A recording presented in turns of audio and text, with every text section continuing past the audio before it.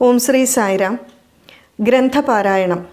ഗ്രന്ഥം യുക്തിവാദി കണ്ടെത്തിയ സത്യസായി. എഴുതിയിരിക്കുന്നത് ശ്രീ C.A. കരീം.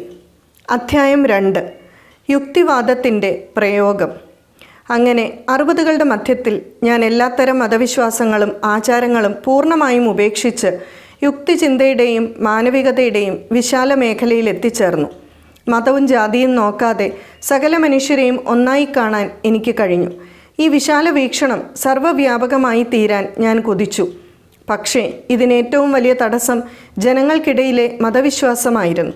അതിനാൽ മതവിശ്വാസങ്ങൾക്കെതിരായ ആശയപ്രചാരണം നടത്താൻ ഞാൻ തീരുമാനിച്ചു. ഇതിനിടെ യുക്തിവാദി മാസികയുടെ വരിക്കാരനായി മാറിയ ഞാൻ പത്രാധിപരായ ശ്രീ MC ജോസഫുമായി കത്തിടപാടുകൾ നടത്തിയിരുന്നു. യുക്തിവാദി മാസികയിൽ എൻ്റെ ലേഖനങ്ങൾ പ്രത്യക്ഷപ്പെടാൻ തുടങ്ങി. ജൗഹർ എന്ന തൂലികാ നാമത്തിലാണ് ആദ്യമൊക്കെ ഞാൻ എഴുതാൻ തുടങ്ങിയത്. ഒരു യുക്തിവാദി താൻ ജനിച്ചു വളർന്ന മതത്തെയാണ് ആദ്യമായി എതിർക്കേണ്ടതെന്നായിരുന്നു ശ്രീ MC ജോസഫിൻ്റെ അഭിപ്രായം. അതുകൊണ്ട് ഇസ്ലാം മതത്തെ എതിർത്തുകൊണ്ടുള്ള ലേഖനങ്ങളാണ് ഞാൻ പ്രധാനമായും എഴുതിയിരുന്നത്. ഇസ്ലാമിനെ സംബന്ധിച്ച് നന്നായി പഠിച്ചിരുന്നതുകൊണ്ട് എനിക്കത് എളുപ്പവുമായിരുന്നു. തൂലികയിലൂടെയുള്ള ആശയപ്രചരണം പോരെന്ന് എനിക്ക് തോന്നി. അതിനിടെ എൻ്റെ ബാല്യകാല സുഹൃത്തായ ശ്രീ അബ്ദുറഹിമാനും ഒരു നിരീശ്വരവാദിയായി കഴിഞ്ഞിരുന്നു. ഞങ്ങൾ ഇരുവരും സായാഹ്നങ്ങളിൽ ഒന്നിച്ചു കൂടുമ്പോൾ മതവിശ്വാസങ്ങൾക്കെതിരെ ഉറക്കെ ചർച്ച ചെയ്യാറുണ്ടായിരുന്നു. ചെറുപ്പക്കാരായ പലരും ഞങ്ങളോടൊപ്പം ചേരാൻ തുടങ്ങി. ഖുറാനിനെയും മുഹമ്മദ് നബിയെയും വിമർശിച്ചുകൊണ്ടുള്ള ഞങ്ങളുടെ തുറന്ന ചർച്ചകൾ സമുദായത്തിലെ മുതിർന്നവർ വിദ്വേഷത്തോടെയാണ് നോക്കിക്കണ്ടത്. ഞങ്ങൾക്കെതിരെ ഒളിഞ്ഞും തെളിഞ്ഞും അവർ പ്രവർത്തിച്ചു. യുവാക്കളായ മുസ്ലിങ്ങളെ വഴിപിഴപ്പിക്കുന്നു എന്ന ആക്ഷേപവുമായി പലരും ഞങ്ങളുടെ പള്ളി കമ്മിറ്റിക്കാരെ സമീപിച്ചു. ഞങ്ങളെ എങ്ങനെ നേരിടണമെന്ന കാര്യത്തിൽ അവർ വിവിധ അഭിപ്രായക്കാരായിരുന്നു.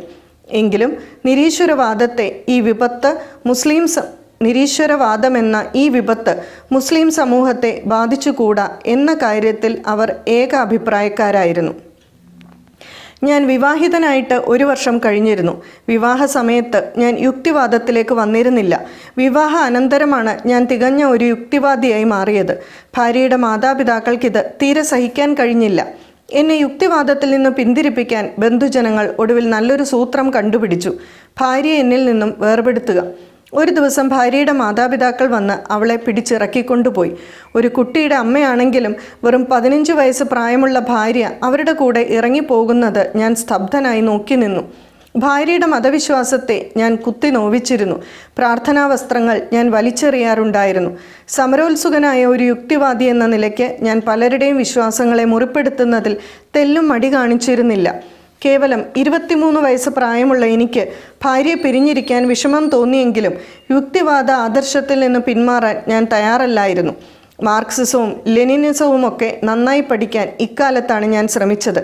കേരളത്തിലെ കമ്മ്യൂണിസത്തിൻ്റെ മസ്തിഷ്കം എന്ന് വിളിക്കപ്പെട്ടിരുന്ന K. ദാമോദരൻ്റെ ലൈബ്രറിയിൽ നിന്ന് ഞാൻ ധാരാളം ഗ്രന്ഥങ്ങൾ വായിച്ചു പഠിച്ചു.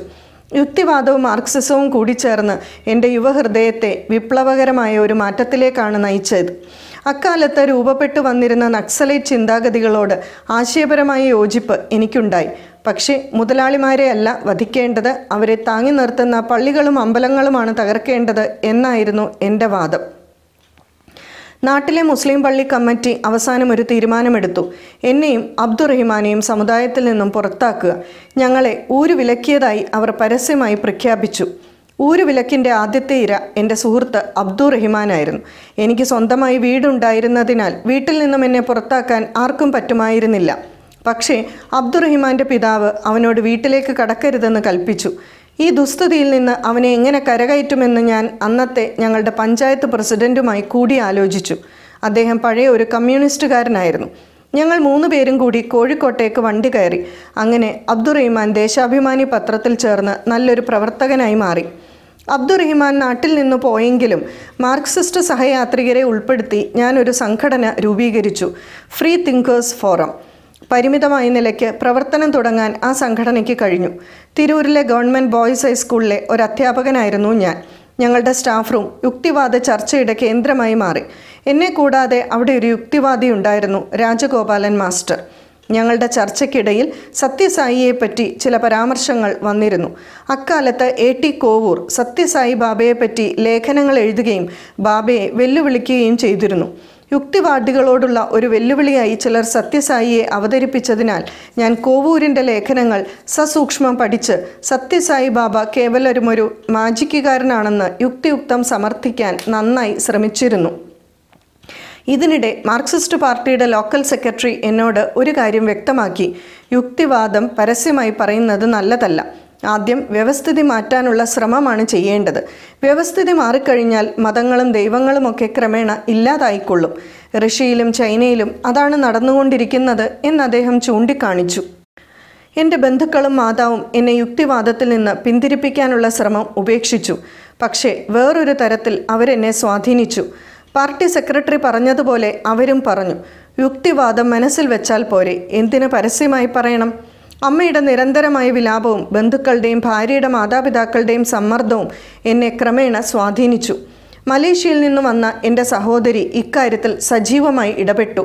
യുക്തിവാദം പരസ്യമായി പറയുന്നത് നിർത്താൻ ഞാൻ നിർബന്ധിതനായി. ഇതോടെ അകന്നുനിന്ന ദാമ്പത്യ ബന്ധവും പുനഃസ്ഥാപിതമായി. പക്ഷേ യുക്തിവാദം എൻ്റെ മനസ്സിൽ ഒരു തീപ്പൊരിയായി തന്നെ അവശേഷിച്ചു. സ്റ്റാഫ് റൂമിലെ ചൂടുള്ള ചർച്ചകൾ ഒരിക്കലും അവസാനിച്ചിരുന്നില്ല. ആ ചർച്ചകൾ പലപ്പോഴും എത്തിച്ചേർന്നിരുന്നത് സത്യസായി ബാബയിലായിരുന്നു. അക്കാലത്ത് കേരളത്തിലെ പത്രപംക്തികളിൽ സത്യസായി ബാബ സജീവമായ ചർച്ചാ വിഷയമായിരുന്നു. ജനയുഗം വാരികയിൽ ബാബയ്ക്കെതിരെ തുടർച്ചയായി ലേഖനങ്ങൾ വന്നിരുന്നു. അവയെല്ലാം വായിച്ചു പഠിച്ച് ഞങ്ങൾ സ്റ്റാഫ് റൂം ചർച്ചകൾ കൂടുതൽ സജീവമാക്കി. ഹിന്ദുമത വിശ്വാസികളിൽ ചിലർ സത്യസായിയുടെ അമാനുഷികതയിൽ വിശ്വസിച്ചിരുന്നതാണ് ഞങ്ങളെ പ്രകോപിപ്പിച്ചത്. A.T. കോവൂരിൻ്റെ വെല്ലുവിളിയെപ്പറ്റി മിക്ക പത്രങ്ങളും എഴുതിയിരുന്നു. കോവൂരിൻ്റെ വെല്ലുവിളി സ്വീകരിക്കാതെ സായിബാബ ഒളിച്ചിരിക്കുന്നത് എന്ത്? ഇതായിരുന്നു എൻ്റെ പ്രധാന ചോദ്യം.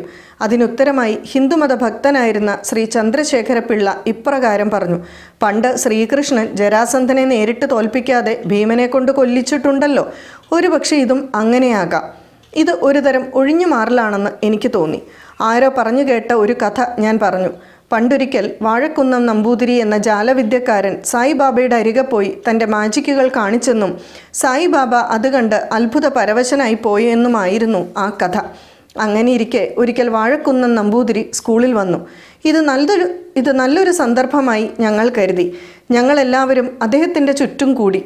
ഈ സായിബാബ കാണിക്കുന്ന വിദ്യയൊക്കെ താങ്കളും ചെയ്യുമല്ലോ, അതും ജാലവിദ്യ തന്നെയല്ലേ? ഒരാൾ ചോദിച്ചു. നമ്പൂതിരിയുടെ മുഖത്താകെ ഒരു പ്രത്യേക ഭാവം. അദ്ദേഹം പറഞ്ഞു, അയ്യോ അങ്ങനെ പറയരുത്, അത് ഞാൻ കാണിക്കുന്നതൊന്നുമല്ല. ഒരു ജാലവിദ്യക്കാരന് മറ്റൊരു ജാലവിദ്യക്കാരനെ മനസ്സിലാക്കാൻ പറ്റും. സായിബാബയുടേത് ഭഗവത് ശക്തിയാണ്. ഞാൻ അദ്ദേഹത്തിൻ്റെ മുന്നിൽ പ്രണമിച്ചിട്ടാണ് മടങ്ങിയത്. എനിക്കിത് ചെറിയൊരു ഷോക്കായിരുന്നു. എന്നാലും എന്തെങ്കിലും യുക്തി കണ്ടുപിടിക്കണമല്ലോ. സ്റ്റാഫ് റൂമിൽ വെച്ച് ഞാൻ പറഞ്ഞു, ഇത് രണ്ട് ജാലവിദ്യക്കാരും ഒത്തുകളിക്കുകയാണ്. ഇത് പറഞ്ഞെങ്കിലും എൻ്റെ മനസ്സ് അസ്വസ്ഥമായി. ഏതായാലും ബാബയെപ്പറ്റി ഒരന്വേഷണം തന്നെ നടത്തണമെന്ന് ഞാൻ തീരുമാനിച്ചു. അന്വേഷണം നടത്താതെ സായിബാബയെപ്പറ്റി അഭിപ്രായം പറയുന്നത് ശരിയല്ലെന്ന ബോധം എനിക്കുണ്ടായി.